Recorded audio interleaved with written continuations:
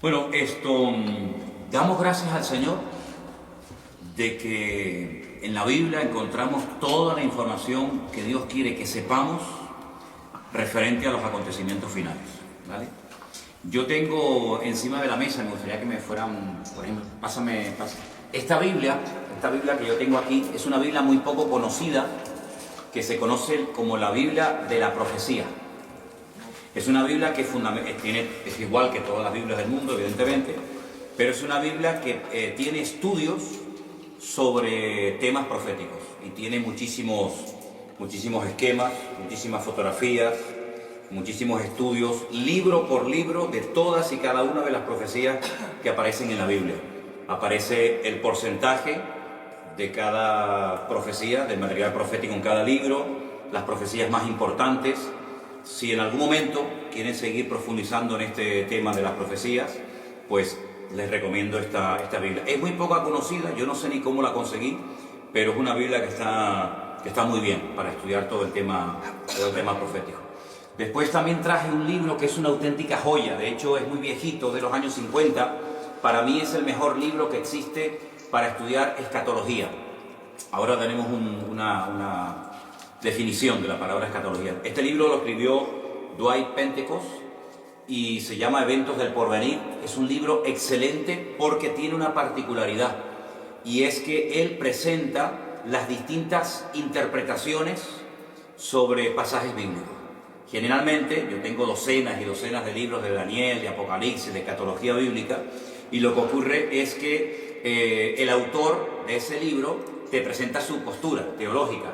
Pero sin embargo, este autor es muy bueno porque te dice, hay personas que este pasaje lo interpretan así, así, así. Y hay otras personas que lo interpretan así, así y asado. Y te dice qué versículos se pueden utilizar para defender una postura teológica, qué versículos se utilizan para defender otra. Entonces es un libro extraordinario.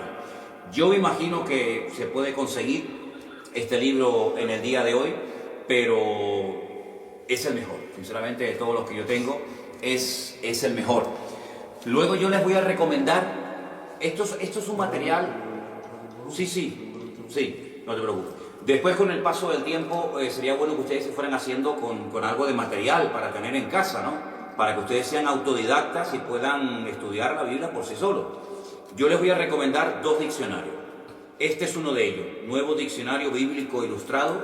Es un diccionario bíblico muy bueno, que además contiene muchas fotografías y muchos gráficos, muchísima información. Es un diccionario extraordinario, pero que muy bueno. Y después hay otro que yo suelo utilizar mucho, que es este también, que se llama el diccionario Vine, pero este ya se centra más en explicación de palabras griegas y hebreas. Te dice dónde aparecen esas palabras, cómo se han traducido, y es un diccionario muy práctico a la hora de decir, bueno, esta palabra realmente ¿qué significa? ¿Cómo se tradujo esta palabra en este libro? ¿Cómo se tradujo en otro momento de la historia en otro libro?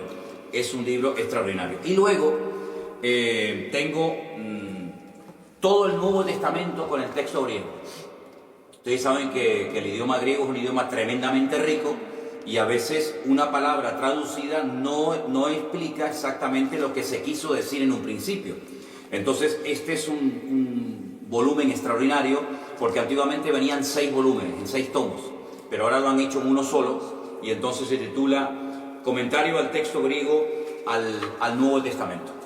Durante estas próximas clases les iré recomendando diferentes libros para que ustedes tengan material muy bueno a la hora de conocer el tema de la escatología. Tenemos aquí en la pizarra una explicación, una definición de la palabra escatología, una palabra que parece muy rara, pero que no es tan complicada. La escatología bíblica, ¿vale?, es la rama de la teología.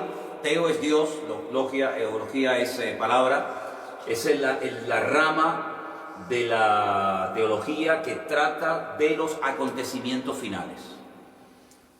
Escatos significa último, logos, palabra o estudio.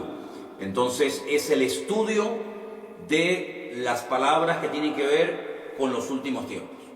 Yo sé que no es una palabra que se suele utilizar habitualmente en nuestro vocabulario de cada día, pero para que ustedes sepan que cuando hablamos de escatología no estamos hablando de nada raro, sino es la rama de la teología que estudia los acontecimientos finales. Hay parte de la teología que estudia la figura de Dios, hay parte de la teología que estudia la angelología, todo lo que tiene que ver con el mundo de los ángeles, con los demonios y todo eso. Hay parte de la teología que tiene que ver con la salvación, etcétera, etcétera. Pero la parte de la teología que estudia los acontecimientos finales se llama escatología. En este caso, escatología bíblica. ¿De acuerdo? Entonces, es muy, muy importante que nos demos cuenta de un principio que funciona a la perfección, y es que la Biblia se interpreta a sí misma. Esa es una regla de oro que hay que tener siempre presente. Lo que usted a lo mejor está leyendo en Daniel y no entiende, te vas a lo mejor al Apocalipsis y no entiende, o viceversa. Vamos a hacer una prueba antes de entrar ya en materia, explicar un par de capítulos muy fundamentales y necesarios de entender para poder entender el resto del tema de la escatología, para que ustedes se den cuenta lo importante que es entender otras cosas del libro de Daniel para poder interpretar adecuadamente el libro del Apocalipsis. Vamos a hacer un ejemplo. Vamos a ir, por ejemplo, al capítulo 13 del libro del Apocalipsis. El último libro de la Biblia, concretamente en el capítulo 13, los primeros versículos, vamos a leerlos para los hermanos que nos están escuchando. Apocalipsis 13, del 1 al 2. Y se van a dar cuenta que si ustedes no tienen una base bíblica para poder interpretar estos textos, ustedes no van a entender absolutamente nada, que es lo que les suele pasar a mucha gente, que cuando se quieren meter a estudiar escatología bíblica, como no tienen una base, el libro de Apocalipsis les aburre y entonces lo dejan para más adelante porque no entienden nada. Apocalipsis 13:1 dice: me paré sobre la arena del mar y vi subir del mar una bestia. Fíjense el dato que nos da aquí. Tenía 7 cabezas y 10 cuernos. Y en sus cuernos 10 diademas. Y sobre sus cabezas un nombre blasfemo. La bestia que vi era semejante a un leopardo. Sus pies como de oso y su boca como boca de león. Y concluye el versículo 2 diciendo que el dragón le dio 3 cosas. Le dio poder, le dio su trono y le dio grande autoridad. Ahora, está bien claro que este animal no existe. No hay ningún animal que se parezca a un leopardo, pero que cuando observa sus pies es como un oso y cuando habla es como un león. Entonces uno dice, esto no se puede interpretar literalmente. Detrás de esto hay un lenguaje simbólico. Cada animal, cada cosa que aquí nos proporciona el texto, tiene que significar algo, y como no sé lo que es ese algo, no entiendo el pasaje. Entonces lo que la gente hace es que lo descarta y ya digo, lo deja para más adelante. Entonces lo primero que vamos a estudiar esta tarde es la figura o la imagen del rey Nabucodonosor. Y nos vamos al capítulo 2 del libro de Daniel. Leí estos versículos de Apocalipsis 13 para que os deis cuenta que si ustedes no entienden el pasado, no pueden entender el futuro. Entonces, en Daniel capítulo 2 es un capítulo extraordinario porque nos habla acerca de un sueño que el rey de Babilonia, en este caso Nabucodonosor, tuvo. Y entonces él dice que él quería saber su interpretación. Pero cuando él se reúne con todos los magos, sátrapas y adivinos de su corte, él les dice algo. Quiero que ustedes me interpreten el sueño que he tenido. Quiero saber lo que significa. Pero lo primero que quiero es que me digan qué fue lo que soñé. Y cuando yo vea que ustedes han sido capaces de contarme lo que yo soñé, entonces yo sabré que ustedes son capaces de interpretarme el sueño. Claro, esto nunca se había pedido. Las personas que estaban a su alrededor en la corte le dijeron, pero rey, ¿cómo te vamos a interpretar el sueño si no nos lo cuentas? Cuéntanos el sueño y nosotros te diremos lo que significa. Y él dijo, de eso nada. Si no me cuentan el sueño y a continuación su interpretación, los mando a matar a todos. Daniel, que vivía en el palacio del rey Nabucodonosor, pidió tiempo. Dijo, bueno, dame tiempo, vamos a orar, a ver si el Señor me quiere interpretar o me quiere dar la interpretación y a continuación también el sueño que has tenido. Vamos a Daniel capítulo 2. Después de orar y de buscar al Señor intensamente en oración, el Señor le reveló a Daniel lo que había soñado y lo que significaba ese sueño. Estamos en Daniel capítulo 2, versículo 27. Daniel capítulo 2, versículo 27. El misterio que el rey demanda, ni sabios, ni astrólogos, ni magos, ni adivinos lo pueden revelar al rey. Así de claro. Esto es imposible, porque jamás en la historia había ocurrido que un rey quiere que le cuenten primeramente el sueño y después la interpretación. Pero hay un Dios en los cielos, el cual revela los misterios, y él le ha hecho saber al rey Nabucodonosor lo que ha de acontecer en los postreros días.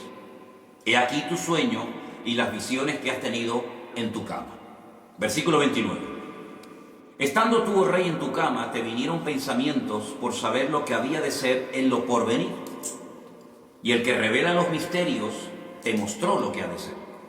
Y a mí me ha sido revelado este misterio, no porque en mí haya más sabiduría que en todos los vivientes, sino para que se dé a conocer al rey la interpretación y para que entiendas los pensamientos de tu corazón.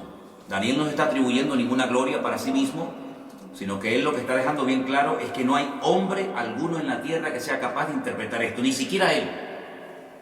Pero sin embargo él exalta y levanta la figura de su Dios y dice, pero hay un Dios en los cielos que lo sabe todo, que lo conoce todo. Ahora, la interpretación del sueño es algo impresionante, porque te vas a dar cuenta de que Dios es el que conoce y revela la historia cuando Él quiere y como Él quiere.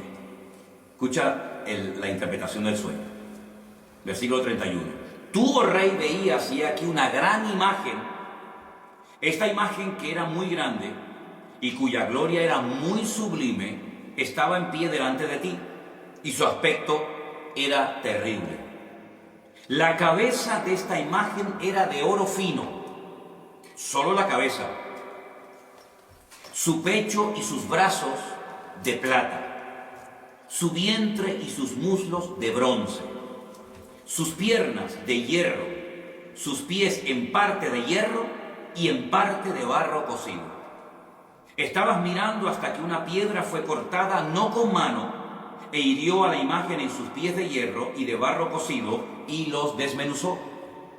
Entonces fueron desmenuzados también el hierro, el barro cocido, el bronce, la plata y el oro, y fueron como tamo de las eras de verano, y se los llevó el viento sin que de ellos quedara rastro alguno. Mas la piedra que hirió a la imagen fue hecha un gran monte que llenó toda la tierra. Este es el sueño. También la interpretación de él diremos en presencia del rey. Versículo 37. Tú, oh rey, eres rey de reyes, porque el Dios del cielo te ha dado reino, poder, fuerza y majestad. Y donde quiera que habitan hijos de hombres, bestias del campo y aves del cielo, Él lo ha entregado en tu mano, y Él te ha dado el dominio sobre todo. Tú eres aquella cabeza de oro. Ya está revelando la interpretación del sueño. Después de ti se levantará otro reino inferior al tuyo, y luego un tercer reino de bronce, el cual dominará sobre toda la tierra. Y el cuarto reino será fuerte como hierro, y como el hierro desmenuza y rompe todas las cosas, y desmenuzará y quebrantará todo. Y lo que viste de los pies y los dedos, en parte de barro cocido de alfarero y en parte de hierro, será un reino dividido, mas habrá en él algo de la fuerza del hierro, así como viste hierro mezclado con barro cocido. Y por ser los dedos de los pies en parte de hierro y en parte de barro cocido, el reino será en parte fuerte y en parte frágil. Así como viste el hierro mezclado con barro, se mezclarán por medio de alianzas humanas, pero no se unirán el uno al otro, como el hierro no se mezcla con el barro. Y en los días de estos reyes, el Dios del cielo levantará un reino que no será jamás destruido, ni será el reino dejado a otro pueblo. Desmenuzará y consumirá todos estos reinos, pero Él permanecerá para siempre. Y de la manera que viste que del monte fue cortada una piedra, no con mano, la cual desmenuzó el hierro, el bronce, el barro, la plata y el oro, el gran Dios ha mostrado al rey lo que ha de acontecer en lo porvenir, y el sueño es verdadero y fiel su interpretación. Claro, ante semejante revelación, este rey soberbio, que era el que gobernaba la tierra en aquel momento, dice que se postró sobre su rostro, se humilló ante Daniel y mandó que le ofrecieran presentes e inciensos. Es decir, vamos a ver, es que lo que Nabucodonosor está viendo es espectacular, porque si tú has sido capaz, por el poder de tu Dios, de recibir la revelación del sueño que yo he tenido, yo no tengo ninguna duda de que lo que tú me has interpretado es verdad. Es decir, la credibilidad que tú tienes a la hora de interpretarme el sueño te la da el hecho de que primero me has contado el sueño. Y esto es algo realmente descomunal. Ahora, tenemos aquí, lo íbamos a poner en la pantalla, pero nos falló a última hora el proyector. Tenemos aquí una imagen muy interesante de lo que soñó el rey Nabucodonosor. Ustedes pueden comprobar aquí la imagen, que está compuesta por 4 materiales diferentes. Tenemos la cabeza de oro, el pecho y los brazos de plata, el vientre y los muslos de bronce, fíjense que va de mayor categoría a inferior, y las piernas de hierro y los pies mezclados hierro y barro. Aquí, a este lado, tienen ustedes el nombre del imperio que representa o simboliza cada uno de estos materiales. El oro, recuerden esto, representa el imperio babilónico, que duró desde el 607 hasta el 539 antes de Cristo. Ese reino lo conoció Daniel, porque era el reino en el cual él vivía en aquel tiempo. Este fue el reino que atacó Jerusalén, que destruyó el templo, que se llevó cautivos a miles y a miles de personas, uno de ellos Daniel, ¿verdad? Y ese fue el reino que estaba en ese momento gobernando el mundo. Pero la profecía o la interpretación del sueño profético decía que cuando este reino cayera, porque no era un rey eterno, se levantaría otro reino. Y fíjense que como tiene 2 brazos, nos habla acerca de 2 naciones diferentes, los medos persas. Y este reino fue desde el 539 hasta el 531 después de Cristo. Los medos persas. Los persas hoy en día siguen existiendo bajo el nombre de Irán. Los iraníes son persas, y los medos no tienen tierra y serían hoy en día los famosos kurdos. Los kurdos, los que están siempre tratando de reclamar un trocito de tierra para ellos. Y esto, cuando tú miras atrás, claro, para Daniel esto era profético, esto no se había dado. Esto era, bueno, vamos a ver si esto es verdad. Pero tú sabes perfectamente que cuando miras atrás, no solamente porque la Biblia lo dice, sino porque la historia secular lo corrobora, efectivamente. Todo el mundo sabe que después de la caída del imperio babilónico, se levantaron y gobernaron muchas naciones de la tierra durante mucho tiempo, los medos persas. Pero ese imperio, que también lo conoció Daniel, pues cayó y se levantó un tercer imperio que lógicamente ya Daniel no pudo conocer, porque si no, este hombre ¿cuántos años va a tener? Este imperio, que era el imperio de los griegos, del cual habla mucho la Biblia en el libro de Daniel, iría desde el 331 hasta el 168 antes de Cristo, y está representado por el vientre y los muslos de bronce, ¿vale? Y el rey más famoso de este imperio, sin lugar a dudas, fue Alejandro Magno, del cual indirectamente también habla la Biblia, y lo vais a ver en otras profecías y en otros capítulos del libro de Daniel. Pero el imperio... Sí. ¿Perdón? ¿De bronce o de cobre? De bronce. Se pone cobre. ¿Dónde está? Sí, bueno, pero bronce. Bronce. ¿Ok? Ese imperio, aunque fue un imperio muy importante que ejerció una influencia tremenda, prueba de ello que el Nuevo Testamento se escribió en el idioma de esta gente, en el idioma de los griegos, ¿vale? Ese imperio cayó, y hay cosas muy interesantes que contar acerca de ese imperio. Y se levantó un cuarto imperio que está representado por las piernas de hierro, y fue un imperio que casi duró 1000 años. Ten en cuenta que de todos los miembros del cuerpo humano, el miembro más largo son las piernas. Y por eso las piernas representan al Imperio Romano. Pero hay dos piernas, y así como había dos brazos que representan a los medos y a los persas, también había dos partes del Imperio Romano muy importantes, Oriente y Occidente, ¿vale? La capital del Imperio Romano en Oriente, ¿cuál era? Constantinopla. Y la capital del Imperio Romano en Occidente era Roma, ¿vale? Este fue el imperio del Nuevo Testamento. Este es el imperio que conoció Cristo, que empezó en el 476 hasta el 900 y pico, después de Cristo. De todos los 4 imperios que aquí se menciona en la Biblia, que iban a aparecer a lo largo de la historia de la humanidad, el único que encontramos en el Nuevo Testamento es el imperio de los romanos. Estos 3 ya habían desaparecido en la época de Cristo.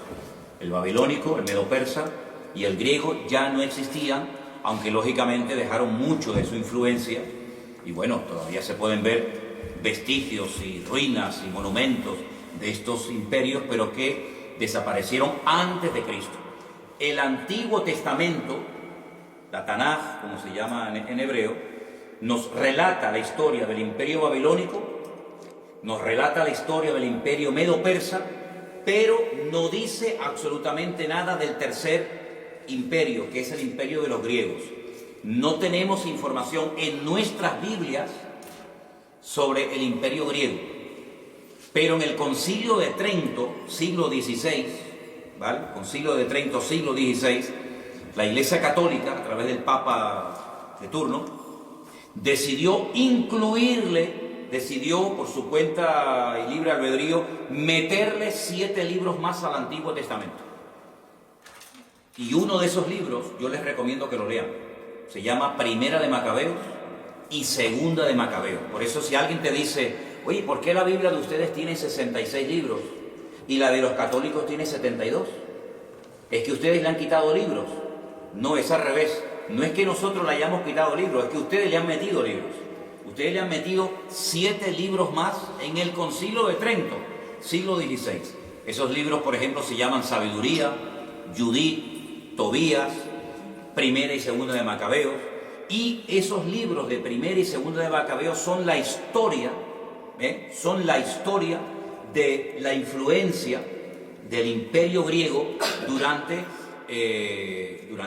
el tiempo que se dividió el Imperio griego. Cuando Alejandro Magno se muere, pues se divide en 4, que ya hablaremos en su momento acerca de eso, y entonces el Antiguo Testamento termina contándonos la historia de los medos persas, pero claro, si tú estás estudiando esta profecía, tú dices, bueno, pero ¿y entonces los griegos?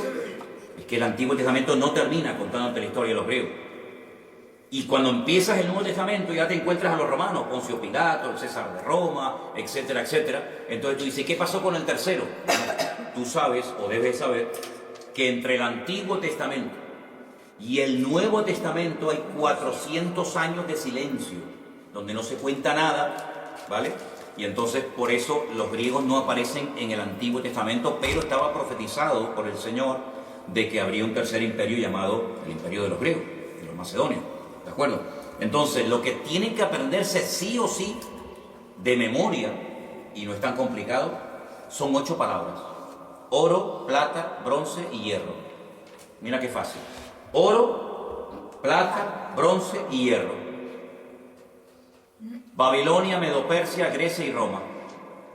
Ya está. Con esos 4 materiales, ustedes saben que la interpretación del sueño del rey Nabucodonosor consistía en revelarle al rey Nabucodonosor la historia de 4 imperios que tendrían mucho que ver con el pueblo de Dios, tanto en el Antiguo como en el Nuevo Testamento. Podríamos contar cientos de cosas de cada uno de los imperios. Por ejemplo, este imperio, el babilónico, fue el que destruyó el primer templo, por ejemplo, ¿vale? Fue el segundo imperio, el de los medos persas, el que permitió la reconstrucción del segundo templo, por ejemplo, ¿verdad?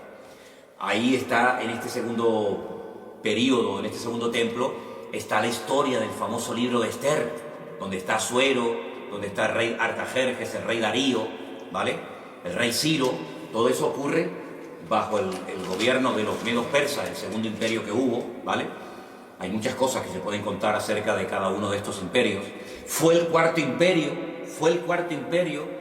el que, por así decirlo, inventó el sistema de muerte más despiadado y humillante del mundo, que es la crucifixión, y era el que estaba profetizado que emplearían con la figura de Cristo. Por eso el Mesías no podía haber nacido antes del Imperio Romano, porque prácticamente no existía la crucifixión, ¿vale?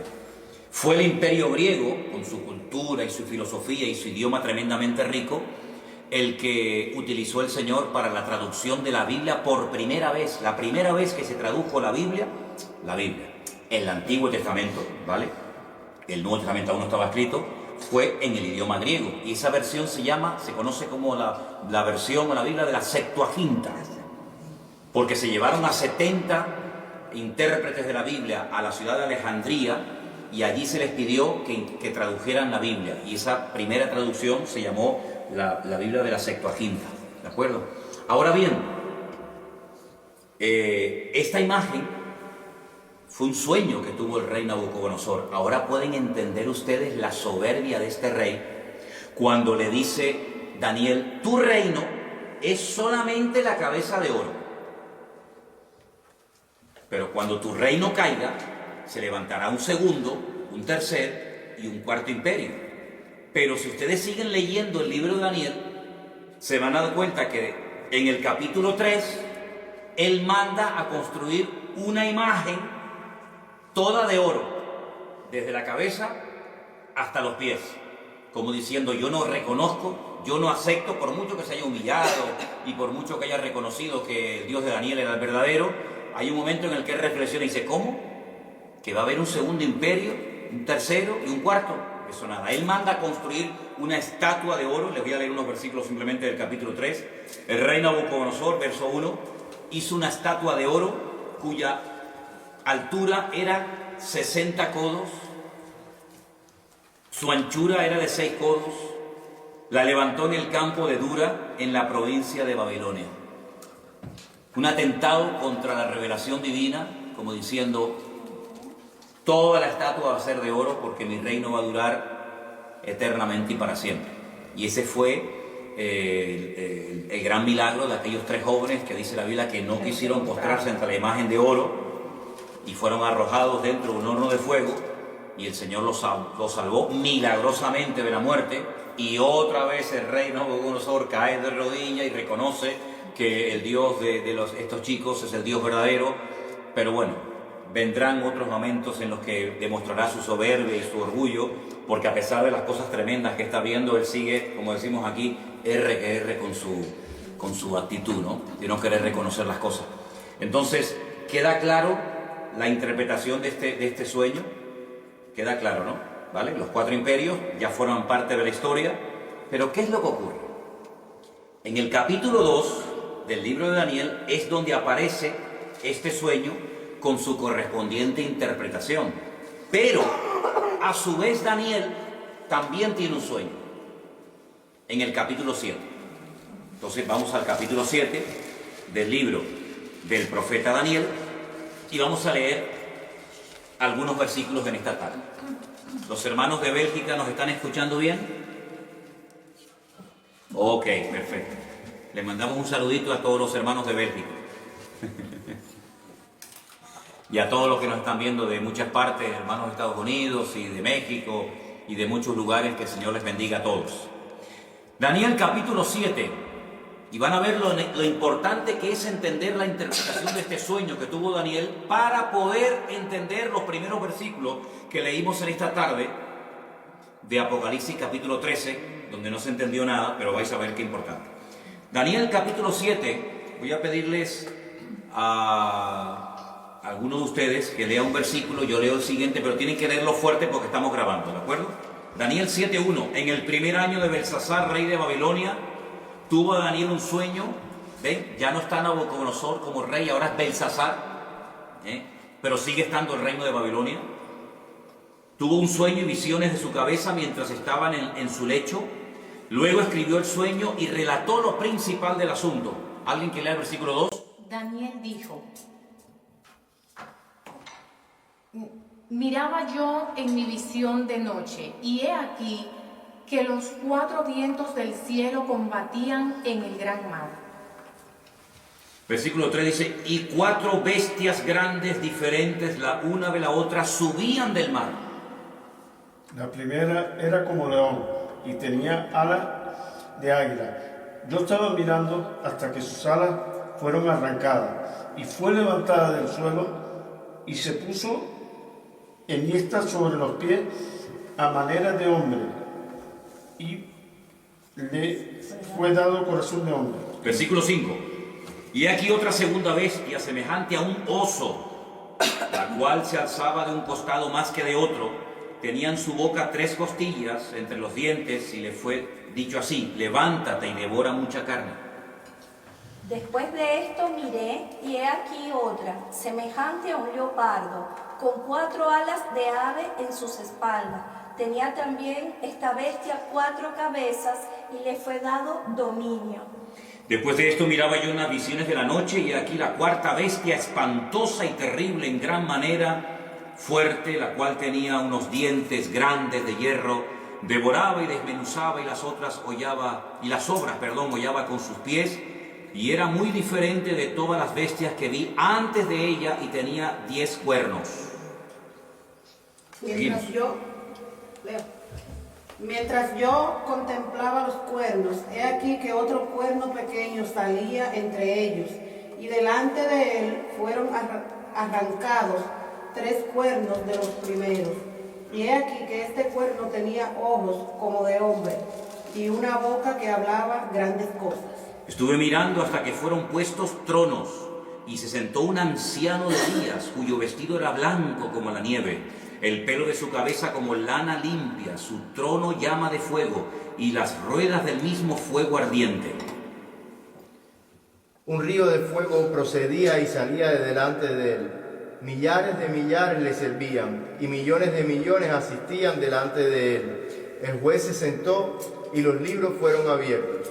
Yo entonces miraba a causa del sonido de las grandes palabras que hablaba el cuerno, miraba hasta que mataron a la bestia, y su cuerpo fue destrozado y entregado para ser quemado en el fuego. Había también quitado a las otras bestias su dominio, pero les había sido prolongada la vida hasta cierto tiempo. Estamos en el versículo, 13. ahora el 13. Miraba yo en la visión de la noche y aquí con las nubes del cielo venía uno como hijo de hombre, que vino hasta el anciano de días y le hicieron acercarse delante de él. Y le fue dado dominio, gloria y reino, para que todos los pueblos, naciones y lenguas lo sirvieran. Su dominio es dominio eterno, que nunca pasará, y su reino es uno que nunca será destruido. Se me turbó el espíritu a mí, Daniel, en medio de mi cuerpo, y las visiones de mi cabeza me asombraron. Me acerqué a uno de los que asistían y le pregunté la verdad acerca de todo esto, y me habló, y me hizo conocer la interpretación de las cosas. Escuchen, estas 4 grandes bestias son 4 reyes que se levantarán en la tierra. Primer dato interesante, verso 18. Después recibirán el reino los santos del Altísimo, y poseerán el reino hasta el siglo, eternamente y para siempre. Entonces tuve deseo de saber la verdad acerca de la 4ª bestia, que era tan diferente de todas las otras, espantosa en gran manera, tenía dientes de hierro, uñas de bronce, que devoraba y desmenuzaba y las sobras hollaba con sus pies.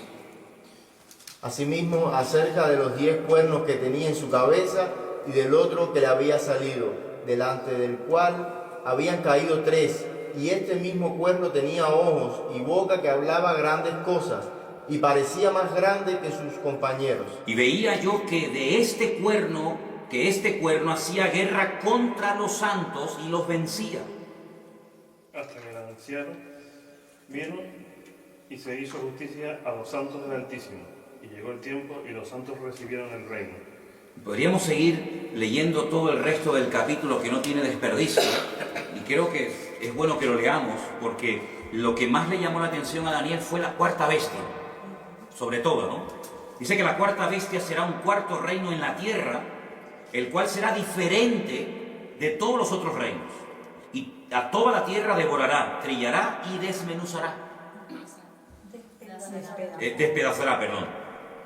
Y los 10 cuernos significan que de aquel reino se levantarán 10 reyes, y tras ellos se levantará otro, el cual será diferente de los primeros, y 3 reyes derribarán. Y hablará palabras contra el Altísimo, y a los santos del Altísimo quebrantará, y pensará en cambiar los tiempos y la ley, y serán entregados en su mano hasta tiempos y medio tiempo. Pero se sentará el juez, y le quitarán su dominio, para que sea destruido y arruinado hasta el fin.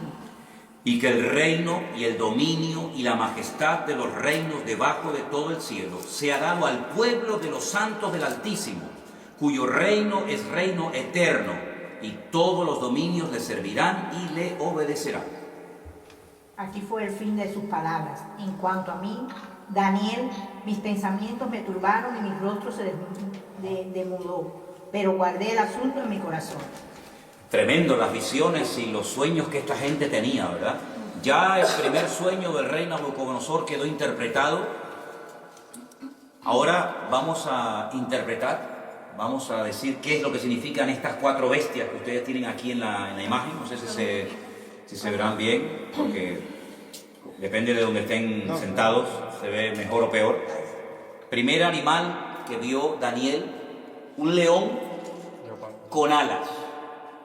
Un león con alas. Segundo animal que ve, un oso con 3 costillas en la boca, y dice que está apoyado sobre una pierna más que de otro. Luego, ahí hay una falta de estabilidad tremenda. Tercer animal que ve, un leopardo con 4 cabezas. Y la cuarta bestia que ve, una cabeza, 10 cuernos, terrible, espantosa, destructiva, sin piedad, sin misericordia, y fue algo que le espantó tanto a Daniel que él más que nada quería saber qué significaba, qué representaba la cuarta bestia. Ahora, la interpretación de qué representan estos animales es exactamente la misma que la interpretación del capítulo 2 de Daniel. La cabeza de oro representaba a Babilonia, ¿sí o no? Sí. Al lado de la cabeza pongan el león con alas, representa también a Babilonia. Es lo mismo. Lo que pasa que Daniel, como siervo de Dios, ve la ferocidad de los reinos, mientras que, digamos que Nabucodonosor, como rey, lo que ve es la grandeza de los reinos, el oro, la plata, etcétera, etcétera, ¿no? Lo rápido que atacaba ese imperio está representado por las alas del león, ¿verdad? El oso representa a los medos persas, exactamente igual. Uno de los dos era más fuerte que el otro. Los persas eran más fuertes que los medos, y por eso está apoyado sobre una pata más que de otra. Las 3 costillas que lleva en la boca representan 3 naciones, que les voy a decir qué naciones representan. Tengo aquí otra Biblia. Apunten que esas 3 costillas en la boca representan a Babilonia, Lidia y Egipto. Babilonia, Lidia y Egipto. Lidia. Hay un lugar que se llama Lidia, no Lidia. Egipto. Y Egipto. Perdón, no es Libia. No, Lidia. Lidia, con D. Y Egipto. Lidia. El leopardo de 4 cabezas representa al imperio de los griegos.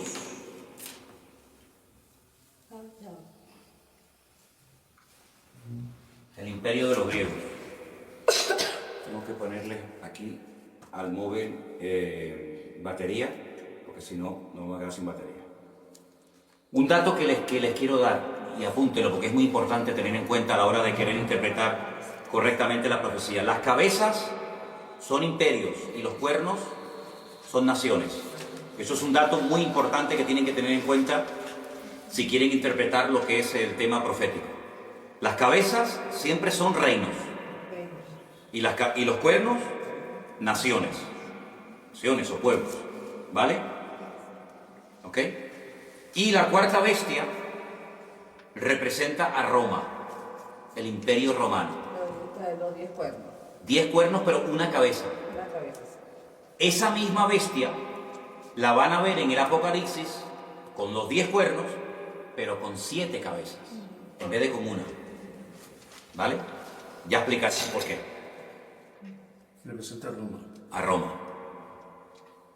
Pero no se olviden que la Biblia dice que de esa bestia, o de ese territorio que ocupó esa bestia de Roma, saldrán 10 cuernos, 10 naciones. Y de esos 10 cuernos sale uno, que es lo que llaman el cuerno pequeño, que hablaba blasfemias contra los santos del Altísimo, que le hacía guerra a los santos del Altísimo y los vencía. Ahora, en ese momento, los santos del Altísimo no eran los cristianos. La iglesia ni existía. La iglesia ni había nacido. Estamos cientos de años antes de Cristo, ¿vale? Por lo tanto, está haciendo una referencia directa a los ataques que recibirían los santos en aquel momento, que era el pueblo de Israel, ¿vale? Para saber ubicar cada cosa en su sitio. Entonces tenemos que el oro y el león con alas es Babilonia. Es lo mismo, pero visto desde 2 puntos de vista diferentes. Uno como estadista, que es lo que era el rey Nabucodonosor, otro como profeta. El oso es medo-persa, exactamente igual que la plata del pecho y lo de los brazos. El bronce, que representa a los griegos, está representado por el leopardo de 4 cabezas. ¿Por qué? Porque cuando muere Alejandro Magno, su imperio se divide en 4. Apunten estos 4 nombres, son un nombre un poquito raro, pero es bueno que los anoten. Lisimaco, Seleuco, Ptolomeo y Casandro. Lisimaco, repito, sí, voy despacio, perdón. Lisimaco, me hacen así los hermanos, hacen así. Lisimaco, Seleuco, Ptolomeo y Casandro. ¿Eso qué era? Eso eran los 4 generales que se repartieron el territorio que le perteneció a Alejandro Magno, que muere a la edad de 30 años cuando él intenta reconstruir la ciudad de Babilonia. ¿Ok? ¿Puedes repetir el tercero?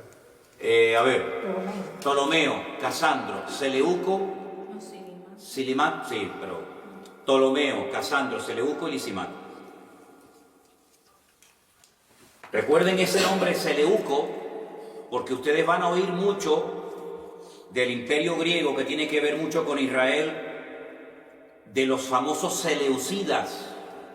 Los seleucidas, cuando ustedes vayan a leer en la Biblia católica esos libros de historia de Israel que le añadieron, como dije antes, en el siglo XVI, Concilio de Trento, al Antiguo Testamento, ustedes van a encontrar un personaje terrible, llamado Antíoco Epifanes.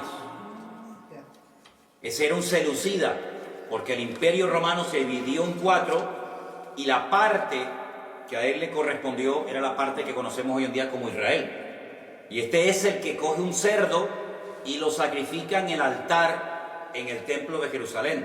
Porque podríamos hablar mucho, largo y tendido, acerca de las estrategias de estos 4 imperios. Por ejemplo, el primero destruyó el templo. Él no quería que hubiera ningún templo más que el de ellos. Pero el segundo imperio manda a construir el templo. El tercer imperio no lo destruye, pero lo profana. Y el cuarto imperio lo vuelve a destruir. Entonces son las distintas estrategias de Satanás a lo largo de la historia, de cómo él ataca al pueblo de Dios. Uno lo destruye, a otro intenta que se asimilen a la cultura de los griegos. De hecho, el templo en la época de los griegos se había convertido en una especie de gimnasio, donde tenían sus ídolos y sus estatuas, ¿se dan cuenta? Entonces todo esto es muy interesante que lo sepan. Y la cuarta bestia es nada más y nada menos que Roma, ¿sí?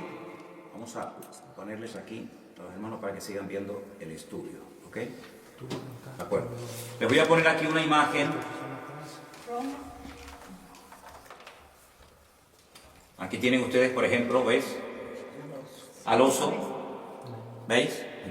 El oso con las 3 costillas en la boca representa a los medos persas, ¿sí? Vamos a ver si puedo ponerles otras imágenes, porque a veces, como dice el refrán, una imagen vale más que 1000 palabras, ¿no? Tenemos, por ejemplo, miren esta imagen de aquí tenemos el león con las alas. ¿Quién era el león con las alas? Babilonia, ahí lo tenemos. Bueno, en algunos lugares, aquí en Santa Cruz, hay edificios que en lo alto tienen un león con alas. De hecho, hay una compañía de seguros. Hay una compañía de seguros que su símbolo es el león con alas. Y hay edificios de los antiguos masones en Santa Cruz de Tenerife que aparecen en las fachadas y en las azoteas leones con alas, porque se identifican con el imperio de Babilonia. La palabra Babilonia viene de Babel, que significa confusión. Esa famosa torre de Babel, allí se estaba construyendo. ¿Y cuál era la capital en aquel tiempo de esta gente? Pues era Nínive, a donde quería mandar el Señor a su siervo, el profeta Jonás, ¿no? Entonces, vamos a ir otra vez a Apocalipsis capítulo 13 y vamos a cambiar las palabras que aparecen ahí por los nombres de los imperios. Y vas a ver cómo lo vas a entender ahora perfectamente. Al principio, Apocalipsis 13, 1 y 2, lo leímos y nadie entendió nada. Ahora vas a ver que lo vas a entender perfectamente con esta pequeña explicación que te he dado. ¿Alguien que me lea los 2 primeros versículos, por favor? Me paré sobre la arena del mar y vi subir del mar una bestia que tenía 7 cabezas y 10 cuernos, y en sus cuernos 10 diademas y sobre sus cabezas un nombre blasfemo. Ok, ahora vamos a sustituir el nombre de los animales por los imperios que representan. Vuélvelo a leer otra vez, por favor. Ustedes allí en Bélgica y los hermanos que nos ven por ahí, inténtenlo hacer en casa, pero cambiando el nombre del animal y sustituyéndolo por el imperio que representa o simboliza. Ok, otra vez. Me paré sobre la arena del mar y vi subir del mar una bestia. En otro versículo que ya les daré, el mar representa las naciones, ¿vale? Tenía 7 cabezas, 10 cuernos, en sus cuernos 10 diademas, sobre sus cabezas un nombre blasfemo, y la bestia que vi era semejante a... Un leopardo. ¿Y quién es el leopardo? Imperio griego. Griego. Griego. La bestia que vi era semejante, se parecía a un griego. Sus pies, es decir, la forma como se movía, la forma como actuaba, era como de un persa, de un medo persa. Y la forma como hablaba o se comunicaba o se expresaba como un babilónico. Entonces hay una mezcla, porque ven que el león es Babilonia, el leopardo es Grecia, el oso son los medos persas y la bestia es Roma. Pero ahora ya no es un animal el que representa un imperio, sino que ahora es una mezcla, lo que representa a esta última bestia, y esta bestia de la cual se está hablando aquí en Apocalipsis 13 es el anticristo. En Apocalipsis capítulo 13, ya lo estudiaremos en su momento, se habla de 2 personajes. Una bestia, que es el anticristo, y otra bestia, que es el falso profeta. Otro personaje completamente diferente. Digamos que el anticristo va por la línea política, es el político de turno, el que gobierna, y el falso profeta es el que se encarga, digamos, de lo religioso, de lo espiritual, por decirlo de alguna manera. Entonces uno dice, bueno, si el anticristo, o la bestia, como se lo llama en el Apocalipsis, es semejante a un leopardo o a un griego, uno tiene que indagar y estudiar fuera de la Biblia cómo era el estilo de vida de la gente griega. Y uno dice, era gente que le daba una importancia tremenda al aspecto físico. Miren la cantidad, yo no sé en otros países, pero alrededor de nuestra iglesia hay 7 gimnasios y todos llenos. Es decir, es un hombre que le va a dar una importancia tremenda a la imagen, al aspecto físico. Es interesante.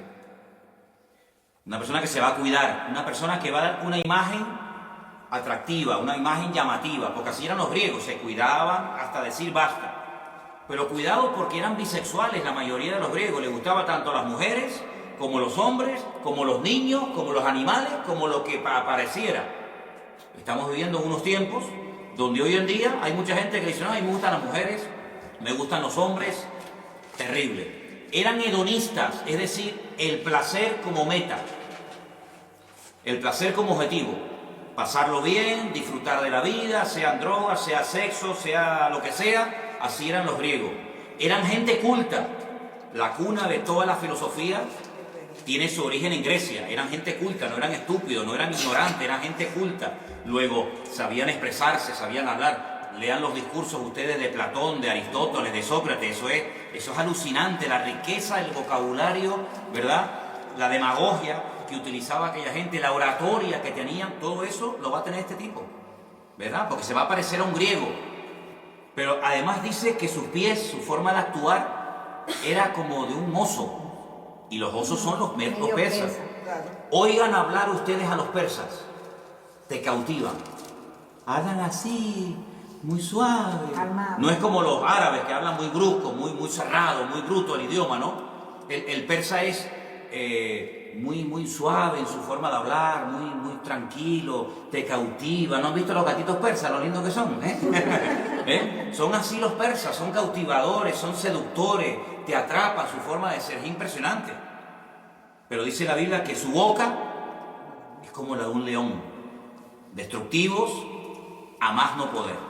Entonces te das cuenta que es una mezcla de culturas, es una mezcla de pueblos, de influencias del pasado. Te das cuenta lo importante que es saber lo que significan los animales del Antiguo Testamento, porque si no, no te enteras a la hora de interpretar el Nuevo. Pero hay un dato muy importante. La última parte del versículo 2 dice que el dragón, y el dragón en la Biblia, ¿quién es? Satanás. Es uno de los muchos nombres que recibe Satanás en la Biblia. Dragón, Satanás, diablo, serpiente antigua, etc. El dragón o Satanás le dio poder, su trono, una sede de gobierno y grande autoridad. Sería interesante preguntarnos dónde está la sede de gobierno mundial, o por lo menos europea, de Satanás hoy en día. Porque cuando estudiemos las iglesias del Apocalipsis, ustedes van a ver que hay un mensaje a una iglesia, y a esa iglesia le dice el Señor: yo sé dónde ustedes tienen su congregación. Ustedes tienen la iglesia, ustedes se congregan donde hoy por hoy Satanás tiene su trono. Pero Satanás no tiene hoy en día su trono allí. Entonces tú te vas a dar cuenta de que las naciones que se van a unir en los últimos tiempos para apoyar al anticristo son naciones que surgen del antiguo territorio del Imperio Romano. Y entonces uno tiene que estudiar la historia y preguntarse: ¿y los romanos qué parte del mundo conquistaron? ¿América? No. ¿Oceanía? Tampoco. Los romanos conquistaron toda Europa, todo el norte de África y Oriente Medio. Por eso ven dos piernas, porque una pierna representa un continente y la otra pierna representa la otra parte, África y Occidente. Qué curioso que el único continente del mundo que se ha unido militarmente, económicamente, políticamente, etcétera, etcétera, etcétera, ¿cuál ha sido? Europa. Europa hace años se enfrentó en una guerra donde murieron 65 millones de personas, donde franceses, alemanes, ingleses, austríacos, polacos, todos se odiaban. Sin embargo, hoy en día son amigos y se sientan todos a comer en la misma mesa. Hubo una primera guerra mundial donde murieron millones de personas. Es decir, el único continente donde se han llevado a cabo dos guerras mundiales ha sido Europa.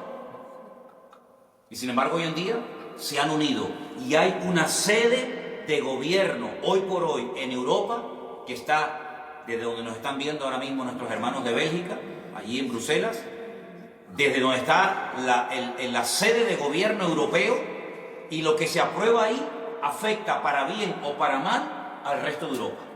De hecho, los españoles, los franceses, los alemanes, etcétera, tienen sus eurodiputados, sus representantes en ese lugar donde se dictan leyes de todo tipo.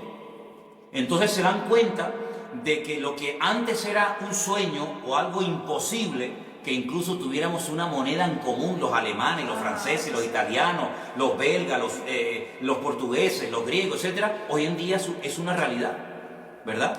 El euro, Europa, hasta nuestro nombre, hasta el nombre de nuestro continente tiene nombre de mitología griega. Estudien, ¿ven? Yo no lo voy a decir, pero estudien ustedes, indaguen quién fue Europa. ¿Quién fue Europa? ¿De dónde viene el nombre Europa? Era parte de la mitología de la historia griega. Entonces se dan cuenta que el imperio griego ha caído, pero la influencia griega sigue estando hoy en día, vamos, entre nosotros de una forma tremenda, tremenda. Entonces, por una parte uno ve gente muy culta, pero por otra parte ve a esa gente tan culta que son después unos auténticos salvajes y unos auténticos liberales, porque va a haber una mezcla de cultura, de salvajismo, de religiosidad, de espiritualidad. Y una cosa, los griegos eran muy religiosos. No se olviden ustedes que cuando el apóstol Pablo fue a Grecia, al Areópago, dice que caminó por la mañana y luego por la tarde lo invitaron a compartir la palabra y dijo: hermanos o amigos, veo que ustedes sois gente muy religiosa, porque tenéis dioses para todo. Incluso observé que tenéis un altar donde hay abajo, al pie del altar, una inscripción que dice: al Dios no conocido. Por si acaso se nos queda alguno por no adorar, también lo adoramos. Y Pablo, aprovechando esa coyuntura, dijo: yo vengo a hablar de ese Dios que ustedes ignoran, y comenzó a predicarles la palabra, ¿no? Entonces, vamos a estudiar en estas clases, paso a paso, cómo poder interpretar los capítulos del libro del Apocalipsis, pero antes de meternos a estudiar en profundidad los capítulos y los personajes, tenemos que tener las herramientas para interpretar. Ya sabemos interpretar los materiales. Si yo les digo la plata, los medos persas; el oro, Babilonia; el leopardo de 4 cabezas, que representa la división del imperio griego cuando muere Alejandro Magno, los 4 generales, ya sabemos quiénes son, los griegos; la bestia con una cabeza y 10 cuernos, los romanos; el león con alas, los babilónicos. Bueno, ahora nos quedan los caballos, que cambian de color en el libro de Apocalipsis, y también nos queda no solamente el tema de los caballos, sino también el lenguaje simbólico que se emplea cuando se habla de algunos imperios en particular, como por ejemplo el macho cabrío y el carnero. Eso lo vamos a ver la próxima semana, cómo hay una batalla entre el macho cabrío y el carnero, cómo se enfrentan el uno al otro, cómo hay un cuerno que le crece de una forma enorme, de una forma desproporcional. Todo eso lo vamos a ir viendo, porque el libro del Apocalipsis está escrito en un lenguaje simbólico y hay que dominarlo.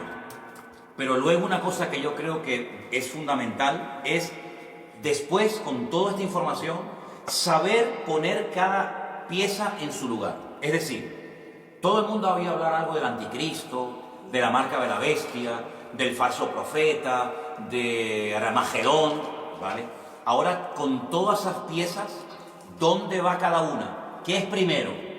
¿Los sellos, las copas, las trompetas, el caballo negro, el caballo blanco, el amarillo? ¿Qué va primero? ¿La marca de la bestia o el arrebatamiento de la iglesia? ¿Qué va segundo? ¿La gran tribulación?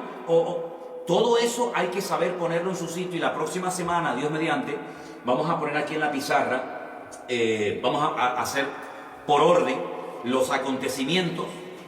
Vamos a dar algunos versículos, como mínimo 3 por cada acontecimiento, para que ustedes puedan demostrar: yo creo en esto, por esto, porque lo dice la Biblia, y aprendernos el orden y explicar cada uno de esos acontecimientos, ¿de acuerdo?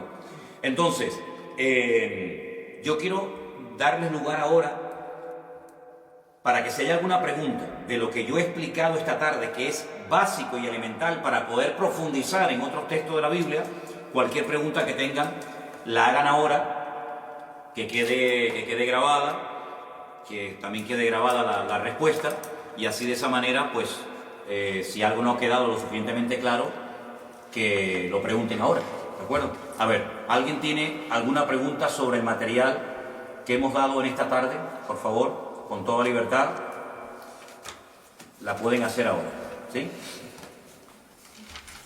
Pastor, los 4 generales que cuando Alejandro Magno, que se separaron, ellos también, por supuesto, ellos formaron parte de lo que es ahorita Europa.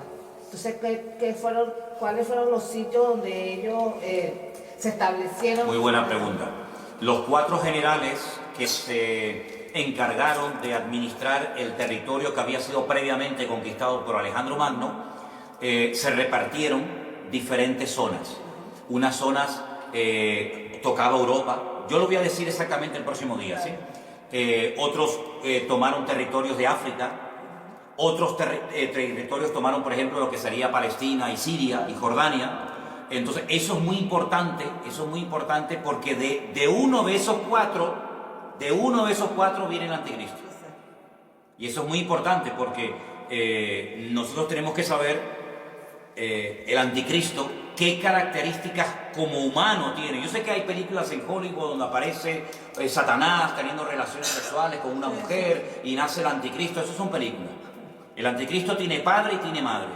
El anticristo es un político de carne y hueso que se dará a conocer, que tendrá un poder tremendo, una influencia tremenda a nivel mundial, que tendrá apoyo militar, apoyo económico, apoyo político de muchas naciones y que va a llevar en un principio a muchas naciones, digamos, a la prosperidad, a la abundancia, etcétera, pero que al final quebrantará todos los pactos y acuerdos y convenios que previamente había firmado y establecido, incluido uno con el pueblo de Israel, ¿verdad? Les traicionará y entonces se volverá el peor gobernante de todos los tiempos, con matanzas y con guerras y con injusticias tremendas, ¿no? Pero muy importante la pregunta que tú has hecho, porque tenemos que saber esos 4 generales qué territorio dominaban. Por eso dije antes los famosos seleucidas, sí. Los seleucidas, la famosa guerra de los asmoneos, la famosa guerra de los macabeos. La palabra macab significa en hebreo martillo. Los macabeos eran los que golpeaban, los que intentaban golpear y destruir al imperio de los griegos, que por un tiempo lo consiguieron, cuando volvieron a consagrar el templo de Jerusalén. Ya viene la famosa fiesta de Hanukkah y todo eso, que ya lo explicaremos en su momento.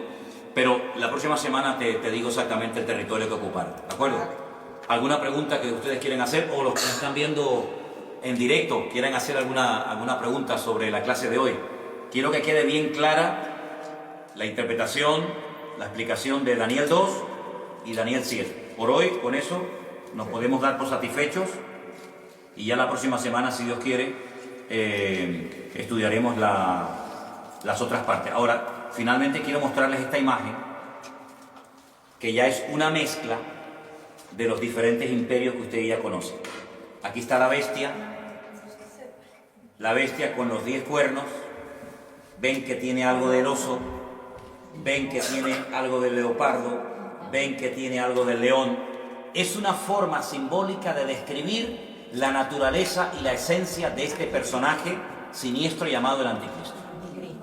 ¿Vale? A través de figuras de animales te dice cómo es esta persona. ¿Vale? Dime. Eso es lo que... Esto es simplemente una imagen, una representación de cómo va a ser. El anticristo es un ser humano, con nombre, apellido, con pasaporte, con huellas digitales, con padre, con madre, todo. Lo que pasa, ¿cómo describir a ese personaje? ¿Cómo podemos describir su forma de actuar, su forma de pensar, su forma de reaccionar? Bueno, pues a través de aquellos animales que en el Antiguo Testamento representaban imperios que existieron, y entonces se hace una especie de mezcla de esos animales para describir cómo es su naturaleza como persona. ¿Sí? ¿Quedó claro? ¿Sí? ¿Ok? ¿Alguna pregunta más? La bestia y el dragón viven por separado, pero tendrán, claro, estarán interconexionados con... Totalmente. Sí. La primera bestia del Apocalipsis 13, que surge del mar, dice en el versículo 1, vi subir del mar una bestia, y la describe. La otra, la del versículo 11, dice, después vi otra bestia que subía de la tierra y tenía cuernos semejantes a los de un cordero, pero hablaba como un dragón. Son 2 bestias diferentes, pero están, vamos, totalmente unidas vinculadas, se apoyan mutuamente, porque dice que esta bestia, el falso profeta, como se le llama, hace que adoren y que sigan a la primera bestia, pero lo curioso es que después la primera bestia destruye a la segunda bestia. Primero se apoyan y luego se matan entre ellos, que es lo que muchas veces hemos visto. Los cananeos, aquellas 7 naciones de Canaán, eran los filisteos, los amorreos, en fin, todas las naciones se odiaban, se mataban entre ellos, pero cuando tenían un enemigo en común, se unían para hacer fuerza, para pelear contra Israel, pero luego después entre ellos se mataban, y entre ellos se odiaban, ¿no? Como por ejemplo pasa hoy en día en el mundo árabe, que se odian entre ellos, se matan entre ellos, pero luego cuando tienen que pelear con un enemigo más poderoso que ellos, se unen, pero es como el barro con el hierro, que dice que así como no pega, se quieren unir naciones que tienen un enemigo en común, pero en el fondo no dejan de odiarse, ¿no? Y de matarse el uno al otro, ¿no? Tremendo. ¿Vale? Por ejemplo, sí. En este caso, ahora se va a firmar el 14 de mayo, que se cumple justamente el tiempo de independencia de creación de Israel, este movimiento ecuménico que se está haciendo con que se quiere firmar ahora en mayo con el Papa, el Vaticano. ¿No sería simbólicamente la representación así de este falso profeta? Bueno, vamos a ver en la Biblia qué nos dice la Biblia acerca del falso profeta. La Biblia nos habla muchísimo, nos da datos muy interesantes, porque claro, vamos a ver, uno dice, bueno, el anticristo, vale, tiene que venir. Pero bueno, ¿cómo reconocemos a este señor? Si ya está, si no está, ¿de dónde tiene que venir? ¿Cómo es? ¿Cómo no es? La Biblia te da un montón de información, porque si no, ¿para qué me dice que va a venir el anticristo si no me dice cómo va a ser y cómo tengo que reaccionar? El falso profeta. Sí, va a venir un falso profeta y tal, que parece un cordero a priori, pero que luego cuando habla es un demonio. Pero ¿cómo puedo reconocerlo? La Biblia nos da unos datos hasta de cómo se visten, hasta de cómo se van a vestir, cómo van a actuar. Entonces, claro, con todos esos datos, tú los analizas y comienzas a descartar. Bueno, estas características las cumple, por ejemplo, este sector o esta religión, ¿sí o no? No, entonces esto no puede ser. ¿Y estas características pegan con esta religión? Pues no. ¿Y estas características que me dice aquí la Biblia pegan con esta? Dice, ostras, pues sí, pega muchísimo. Porque además te dice hasta dónde va a tener su sede de gobierno. Desde dónde van a gobernar. Entonces, claro, ante estos datos, uno que vamos a suponer que uno es imparcial, ¿no? Y uno dice, bueno, yo quiero saber, ¿esta gente quiénes son?